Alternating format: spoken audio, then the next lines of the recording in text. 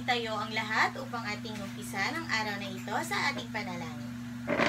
Amen. Amen. Magandang araw mga bata. Magandang araw po, teacher. Kamusta naman kayo?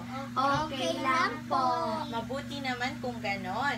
Bago kayo umupo, maaari bang pulutin ang mga basura sa inyong silya, sa ibabaw ng inyong silya? Opo.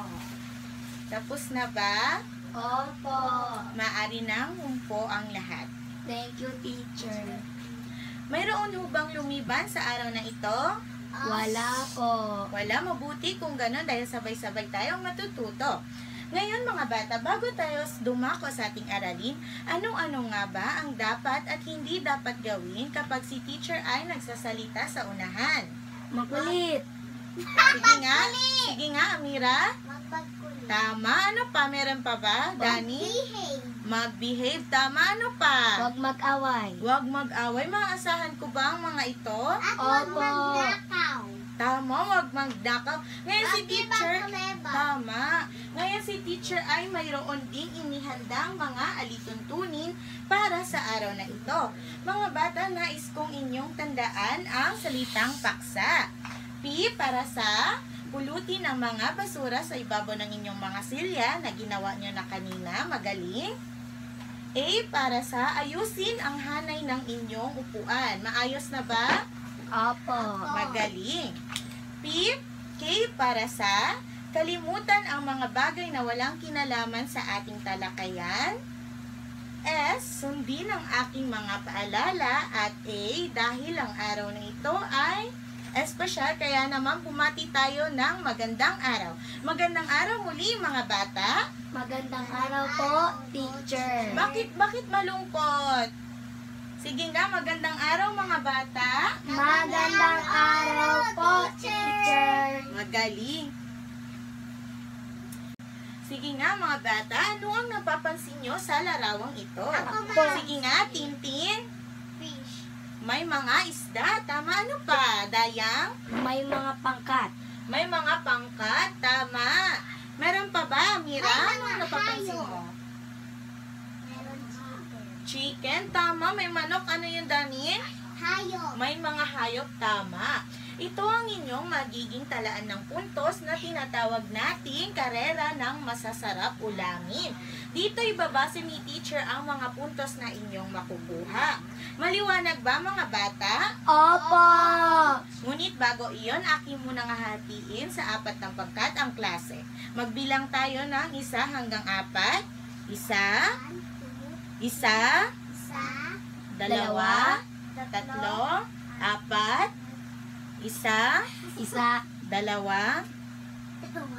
2, 2, 3, 4. Bibigyan ko lamang ng 5 segundo ang okay lang yan. Bibigyan ko lamang ng 5 segundo ang klase upang pumunta sa inyong mga pangkat. Tapos na ba mga bata? Opo. Okay, ito na ba? Ngayon mga bata, kayo ay magkakaroon ng pangkatang gawain. Ngunit bago iyon, mayroon lamang ipapakita si teacher sa inyo.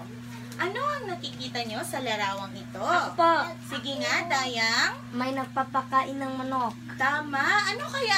Ano ang tawag dito sa kung saan pinapakain natin ang ating alaga? Sige nga, Tintin. May ideya ka ba? Dayang? Inaalagaan ng mabuti ang Tama, manok. inaalagaan. Mayroon ho ba kayong mga manok? Sino dito sa inyong may alagang manok? Kami po. Si Amira, sige, si Dani, lahat magaling. Ngayon, para sa inyong pangkatang gawain, kayo ay aking bibigyan ng sobre. Sa loob ng sobreng ito ay naglalaman ng mga talata at mga katanungan. Maliwanag ba mga bata? Opo. Okay, bibigyan ko lamang kayo ng 10 minuto upang tapusin ang aktibidad na ito. Maliwanag ba? Opo. Pangkat 1, pangkat 2, pangkat 3, pangkat 4. Okay. Tapos na ba mga bata? Opo. Magaling kung ganon. Maaari nyo nang ipaskill ang inyong mga gawa. Dito ang pangkat 2, pangkat 3, at pangkat 4. Dito naman na po ang pangkat 1.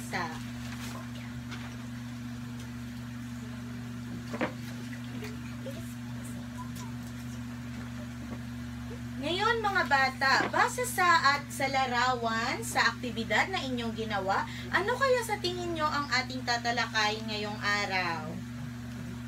Tungkol sa mga hayop. Mga hayop, maaari, ano pa? Meron pa ba?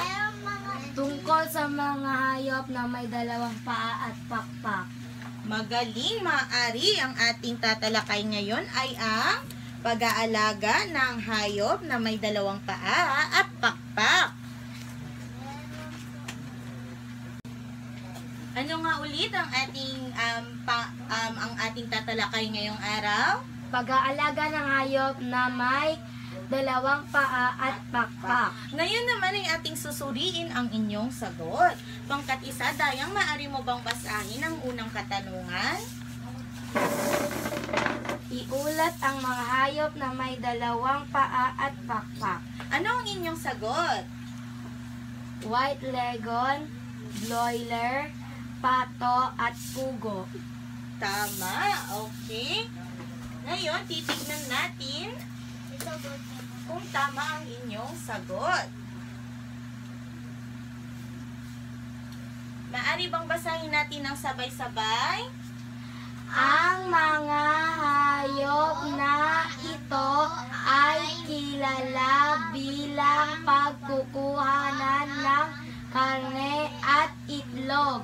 Meron tayong white leghorn, broiler, at pato. Dayang, maaari mo bang basahin ang dalawang katanungan, pangkat 2? Ano-anong hayop ang kilala bilang pagkukunan ng karne at itlog? Nabanggit ba dyan ano ang inyong sagot? Pato. Pato, tama. Pangkat 2, ano pa? Chicken.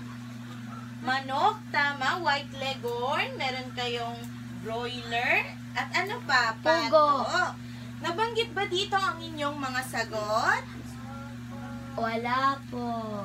Wala? Sigurado bang lahat? Opo. Tama. Meron tayong white leghorn, broiler, at pato. Ngayon naman, Dayang, maaari mo bang basahin ang ikatlong katanungan? Ito ay mga uri ng hayop na mabilis lamang mangitlog. Mabilis lamang mangitlog. Maaari bang basahin natin ng sabay-sabay? Opo.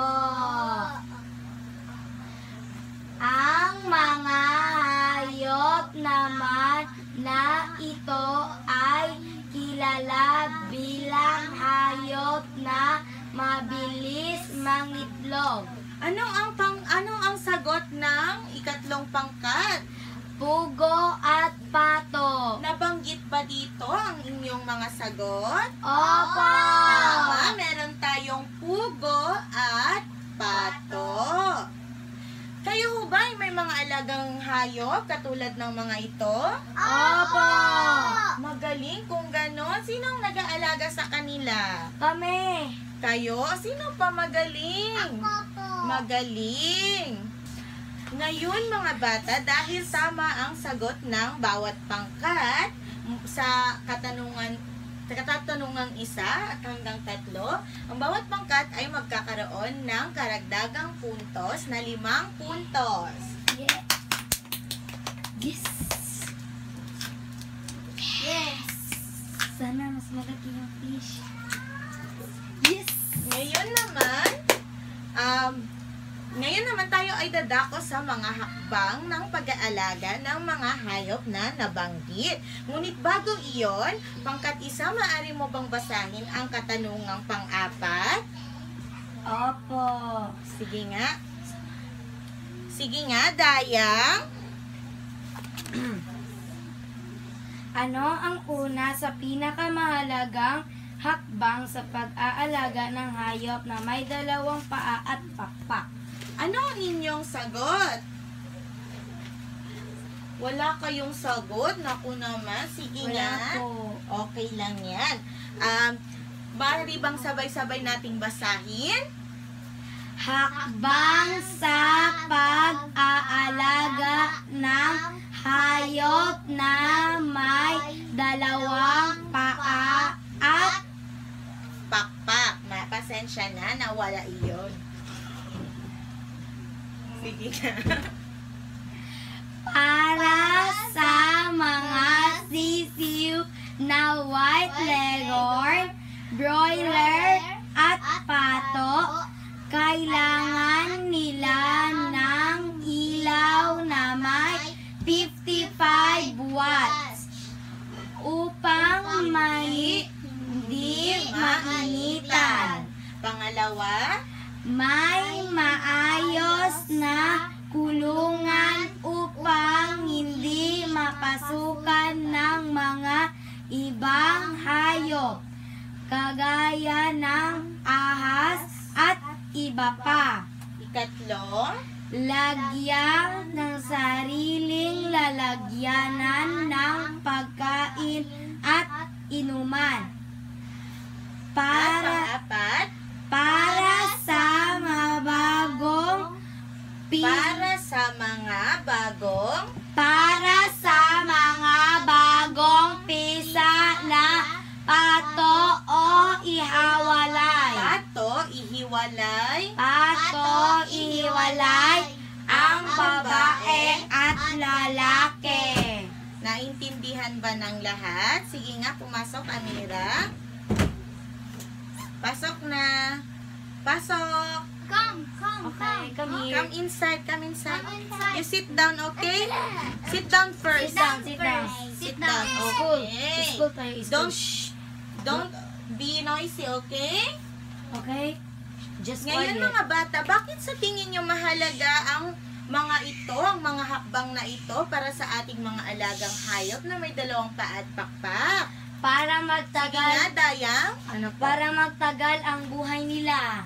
Magtagal ang buhay, mga galing, maaari. Ano pa, Tintin?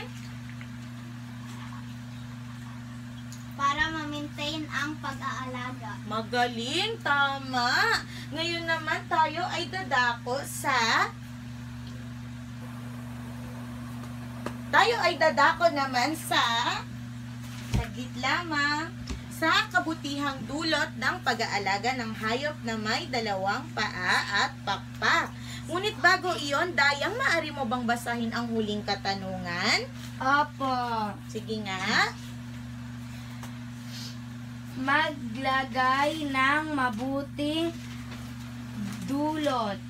Maglagay ng mabuting dulot sa pag-aalaga ng hayop na may dalawang paa at pakpak. Ano iyon? Anong inyong sagot? Pangkat-apat? Nakawala ng stress. Nakakawala ng stress. Ating titignan kung meron iyon doon sa ating visual. Sige nga mga bata, maaari bang basahin ng sabay-sabay? Kabutihang dulot sa pag-aalaga. Ng hayop na may dalawang paa at pakpak. Basahin ang una. Nakabuti sa kalusugan dahil nakakawala ng stress. Tama ba ang inyong naging sagot, pangkat-apat? Opo! Magaling. Ano naman ang pangkat-dalawa? Opo! Magaling. At ang pangkat-tatlo at apat, magaling. Opo! Ang susunod naman ay... Maaaring gawin pang laman tiyan. Sang-ayon ba kayo na maaaring gawing panglamang tiyan? Opo! Magaling, mabuti. At ang huli naman ay... Na ibebenta kung nasa 8 gulang na. Magaling mga bata. Dahil dyan, kayo na ulit ay magkakaroon ng karagdagang puntos. Naintindihan nyo ba ang ating pinag-aralan ngayong araw? Opo! Magaling! Ngunit upang aking matiyak na naintindihan nyo nga, kayo ay magkakaroon ng aktibidad. Handa na ba ang lahat? Apa! Yes, ma'am. Okay. Ngayon mga bata, ang inyong aktibidad ay ating tinatawag na Kill the Cabbage. Yung mga bata, maaari bang bumuo tayo ng isang bilog? Opo. Tapos na ba? Opo. Magaling. Ngayon, ang Peel the Cabbage ay ito ay inyong pagpapasa-pasahan. Naintindihan nyo ba? Opo. At kung kanino hihinto ang cabbage na iyon ay kanyang tatanggalin ng isang dahon na naglalaman ng katanungan at ito ay kanyang sasagutan. Maliwanag ba? Opo. Magaling. Magbibilang ako ng 1 hanggang 10. 1, 2, 3, 4, 5, 6, 7, 8, 9, 10. Sige nga, Dayang. Una, paano mo inaalagaan ang iyong alagang hayop? Ano ang inyong sagot? Pakainin ng maayos. Pakainin ng maayos. Tama, magaling. Ano pa? Meron pa ba? Pakainin sa tamang oras. Pakainin sa tamang oras. Ikaw ba may alagang hayop? Opo. Ano ito? Ano iyon? Pusa. Pusa, magaling. Sige nga, ngayon ulit naman. Ibigay mo kay Tintin. Sige, magbibilang ulit ako ng 1 hanggang 10. 1, 2, 3, 4, 5, 6, 7, 8, 9, 10. Sige nga, Tintin, ano ang iyong katanungan? Tingin mo ba mahalaga ang sundin ang mga utos habang bakit? Ang mga hakbang at bakit? Tingin mo ba Opo. Anong opo? Gawin ko yon. Gagawin mo ang mga hakbang o susundin ang mga hakbang? Bakit sa tingin mo ito ay mahalaga? Para maalagaan ng maayos ang hayop. Magaling. Ano pa? Meron pa ba? Opo. Ano pa? Para hindi madaling magkasakit ang alaga ko. Magaling. Ngayon naman, para sa inyong pagsusulit, nais kong gumawa kayo ng sanaysay. Naintindihan nyo ba? Opo. Yes, ma'am. Sanaysay, okay. Ngayon mga bata, maaari bang basahin natin ng sabay-sabay? Panuto. Sa isang buong papel, gumawa ng sanaysay. Kung bakit kawili-wili ang pag-aalaga ng hayop na may 2 paa at pakpak. Bibigyan ko lamang kayo ng 10 minuto. Maaari na kayong magsimula.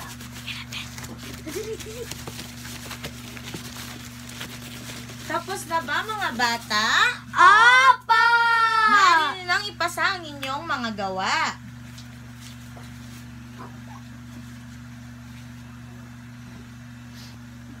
Ngayon mga bata, kayo ay magkakaroon ng takdang aralin. Ngunit bago iyon, ating muna bibilangin ang mga puntos na nakuha ng bawat grupo. Maaari bang sabay-sabay nating bilangin?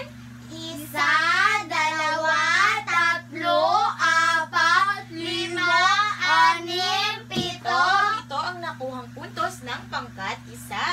Pangkat 2. 1, 2, 3, 4, 5, 6. 6. Ano naman ang pangkat 3? 1, 2, 3, 4,